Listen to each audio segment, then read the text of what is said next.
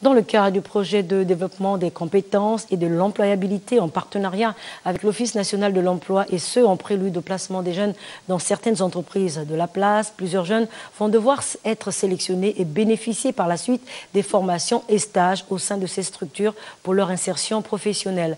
Le projet est financé par la Banque mondiale. Stevie Oyanmezu et Chris Rodolphe Lebonda nous donnent ici plus d'explications. Ces entretiens dirigés par le comité de sélection de candidature des jeunes éligibles au programme apprentissage dual et stage en entreprise rendent effective cette énième opération qui ambitionne le renforcement de l'employabilité de la jeunesse gabonaise. Nous sommes dans le cadre du projet de développement des compétences et de l'employabilité. C'est un projet qui est fait avec l'appui technique et financier de la Banque mondiale.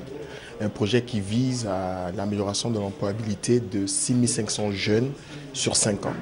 3500 diplômés des écoles d'enseignement technique et de formation professionnelle et 3000 déscolarisés. L'idée, c'est de pouvoir juger de leur motivation. Donc, nous échangeons avec eux en bonne intelligence et nous essayons de voir comment adapter le souhait des jeunes avec les offres que nous avons pu collecter sur le terrain. En dépit d'un taux de croissance de plus de 5% enregistré depuis 2009, le chômage au Gabon touche encore environ 100 000 personnes selon une enquête nationale sur l'emploi. Le cabinet McKinsey fait même ressortir un besoin annuel en main-d'œuvre. L'intervalle 4 700 et 5 900 travailleurs. Une situation qui nécessite d'établir l'adéquation entre la formation et l'emploi. Le but justement, c'est de dire que toute formation est une plus-value. Et tout cela, ce sont des lignes supplémentaires sur son CV qui peut faire prévaloir pour un emploi définitif. Le projet qui prend en compte divers secteurs d'activité, notamment la coiffure, la cuisine, la mécanique, les assurances et bien d'autres, laisse présager, selon les postulants, un avenir prometteur. Mon conseiller à l'ONU m'a proposé d'être agent commercial par rapport à ce que j'avais déjà fait.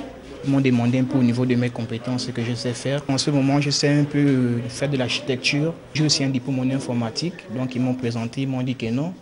En tant que, vu que tu as des compétences là-bas, on peut encore mieux t'exceller dans ce domaine d'architecture. Le jury de cette aventure, débutée en novembre 2017, est composé d'un point focal, des experts sectoriels, des partenaires de formation, des opérateurs économiques, d'un chef d'antenne régionale et d'un conseiller référent.